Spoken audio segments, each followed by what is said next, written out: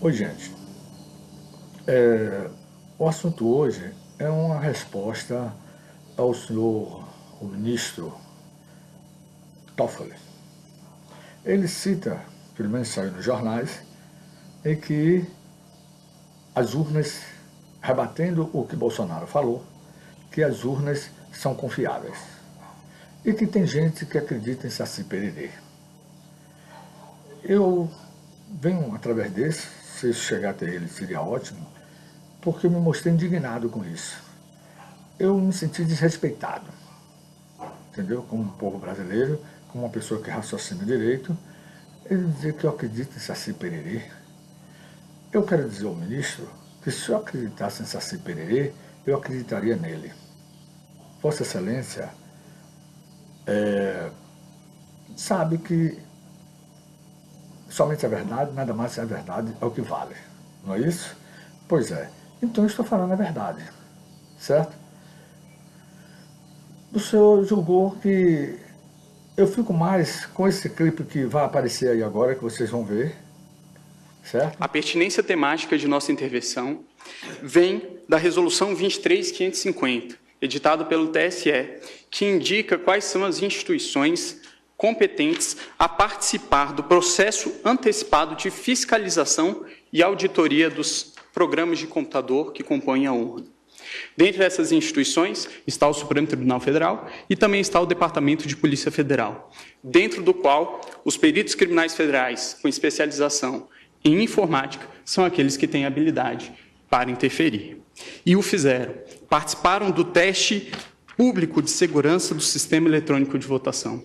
Teste esse que foi composto, talvez, pelos maiores nomes da computação no Brasil.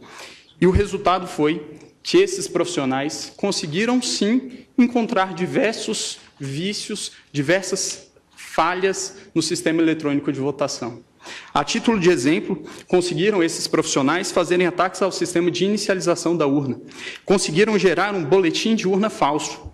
Conseguiram também obter a chave criptográfica da urna. Conseguiram ainda, e o que é mais grave, recuperar a ordem do RDV, que é o Registro Digital do Voto, e é o que garante o sigilo do voto. E, portanto, conseguiram identificar qual era o primeiro, o segundo, o terceiro voto de cada um dos eleitores. Senhor presidente, o senhor me permite? Aqui, para um retrocesso, os peritos criminais reconhecem, com certeza, os grandes avanços que foram conquistados pela urna eletrônica. E é bom que fique bastante claro que a impressão do registro de voto não é um adeus ao voto eletrônico. O voto eletrônico permanece sendo um voto eletrônico, apenas com mais um mecanismo de auditoria.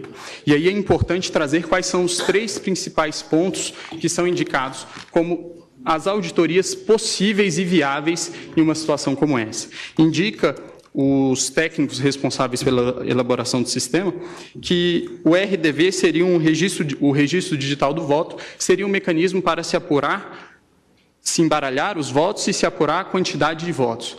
É bem verdade, mas esse sistema, o RDV, apenas permite apurar se foi adicionado ou excluído algum voto, e não se o voto foi registrado devidamente como o eleitor confirmou no momento que apertou o botão.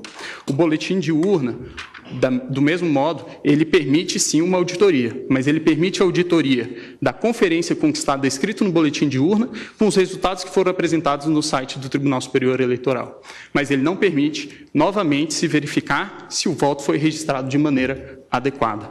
E, por fim, a votação paralela, que resolveria essa situação que apresento, que seria o ato de se pegar algumas urnas no dia da eleição e fazer a simulação de uma votação para se verificar se a urna registrou adequadamente os votos. Elas, segundo informações do professor Pedro Dourado Rezende, na audiência pública realizada no Congresso Nacional, não seriam suficientes para isso, porque qualquer programador com pouco tempo e poucas linhas no código-fonte, conseguiria programar o sistema para que ele identificasse que o registro biométrico está sendo dispensado com um percentual acima do normal e para que, portanto, os vícios não surgissem nesse teste. Então, professor, não vou ler por conta dos 8 minutos que me foram limitados, qual é o posicionamento do professor. E indica ainda o professor Diego Aranha, que existe ainda a possibilidade de fraude interna. Obviamente, os peritos criminais não estão aqui a dizer que existe algum tipo de fraudador dentro do TSE, nunca diremos isso e acreditamos que todos que estão lá são corretos. Mas o que está a se dizer aqui é que a democracia de um país não pode estar sujeita ao controle de alguns poucos técnicos que têm acesso ao código-fonte e também às chaves criptográficas. É necessário haver um controle do controlador. Garantir a auditoria ao próprio sistema eletrônico que se pretende ver se está sendo fraudado ou não, é garantir ao fraudador fraudar a própria auditoria. Então, a impressão do voto, ele permitirá que, em eventual situação de dúvida a respeito da rigidez do processo de escrutínio, possa haver efetivamente uma auditoria. E em relação a algumas das preocupações que foram trazidas pela Procuradora-Geral, várias delas já foram respondidas por uma resolução que veio a ser editada posteriormente pelo TSE, que é a Resolução 23.521, que dispõe, inclusive, como funcionaria no caso de a urna dar um problema, a impressora travar. Dispõe a resolução que existirá também uma impressora de contingência, haverá um lacramento sem contato humano para que essa impressora possa ser substituída. Também em relação ao argumento de que deficientes visuais não teriam como verificar o voto impresso, foi editado também em 2017 a Resolução 23.554 pelo TSE, que dispõe que o deficiente visual poderá ser acompanhado de uma pessoa de sua confiança. Sobre o risco também de que, durante uma pane da impressora, o fiscal de urna poderia chegar e ver qual é o voto daquela pessoa que está dentro da cabine, esse argumento também não me parece bastante plausível, tendo em vista que a urna eletrônica também pode travar com a sua tela congelada e também um fiscal de urna teria que entrar para trocar pela urna de contingência. O Brasil, excelentíssimos ministros, é o último país que ainda adota o sistema DRE sem o VIVPET. O VIVPET é exatamente isso que nós estamos falando, que é a impressão do registro. Países que em algum momento já adotaram o sistema que hoje adotamos, já o abandonaram. A título de exemplo, Alemanha, Bélgica, Holanda, Irlanda, Inglaterra, Rússia, Índia, Estados Unidos, Canadá e México. Por fim, excelências, utilizaria aqui mais uma vez a fala do professor Diego Aranha, que o ministro Gilmar mencionou, quando se trata dos argumentos de preço de viabilidade temporal. E aí eu vou tomar a liberdade de ler nesses meus últimos minutos. Diz o professor: é inegociável a existência de um registro físico para fins de transparência. Em situações de vitórias cada vez mais apertadas, não se pode ter dúvida sobre o resultado correto das apurações.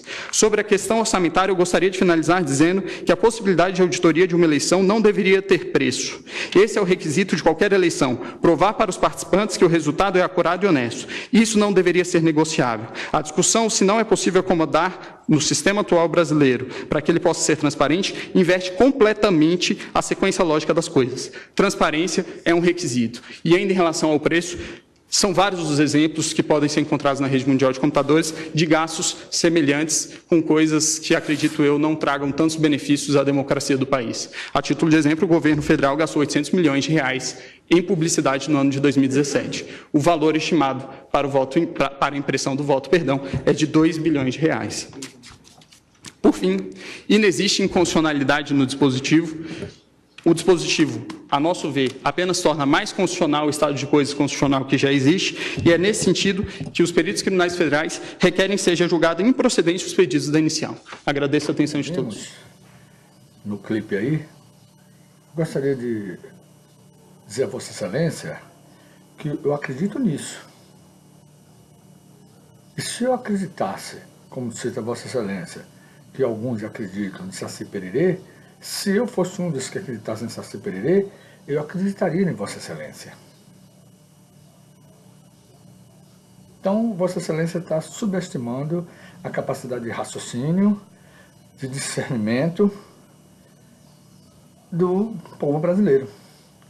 Com isso, eu me senti ofendido, porque não é possível que o ministro da Justiça vá e cita que as pessoas que não acreditem nele, o que ele está falando, é porque acreditam em Saci Pererê. Por que temos que acreditar em Vossa Excelência? É bom que... Tem uma coisa que eu tenho uma opinião muito formada sobre isso.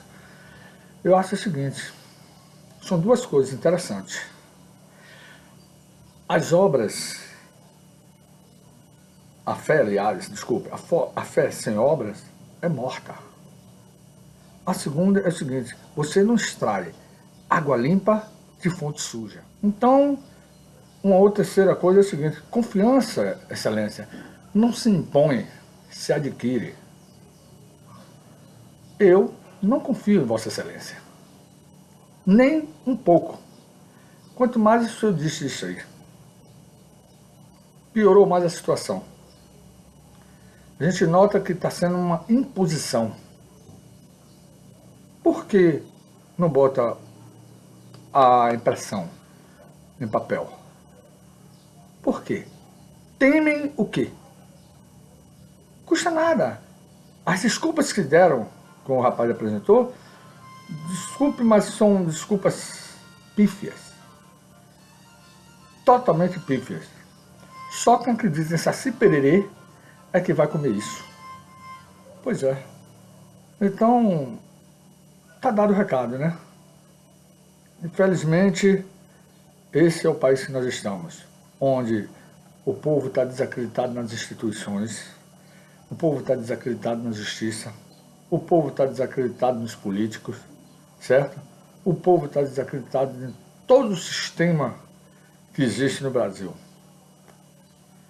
Então, o ministro vira e diz uma conversa dessa, está subestimando o povo brasileiro. Só que gente que acredita em Saci Pererê, pelo amor de Deus, rapaz. Eu acho que o povo merece mais respeito. Não é porque Vossa Excelência está nesse cargo todo que tem o direito de menosprezar a capacidade do ser humano, do brasileiro, de duvidar, certo? Confiança não se impõe, não. Se adquire. Certo? E acho que eu já dei o recado, certo?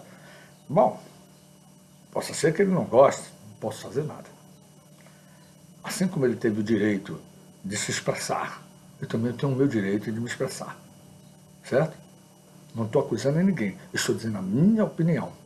Eu acho isso, por esses motivos que os senhores viram, certo? Agora, um alô para o pessoal que está nos assistindo aí, dá uma clicada aí, certo? Se inscreva, para que possamos dar continuidade a esse trabalho, isso é muito importante. Dê seu like, entendeu? De positivo, negativo. E clique no sininho para quando tivermos os próximos clipes, vocês forem notificados. Muito obrigado, valeu a força.